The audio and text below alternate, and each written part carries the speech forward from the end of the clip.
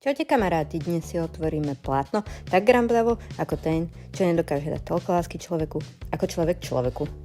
Šok prebitý šokom cez ďalší šok, hej.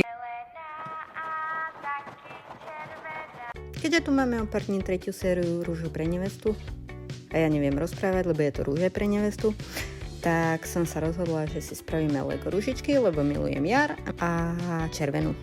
Tu moc nemilujem. Tej červenej tu je toľko, že by sme si mohli otvoriť bordel. Trošku už moc, nie?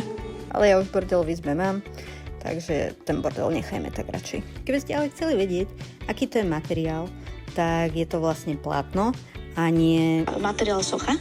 A fixky sú akrylové molotovky, ktoré mám ako inak a ako vždy z rooftopu.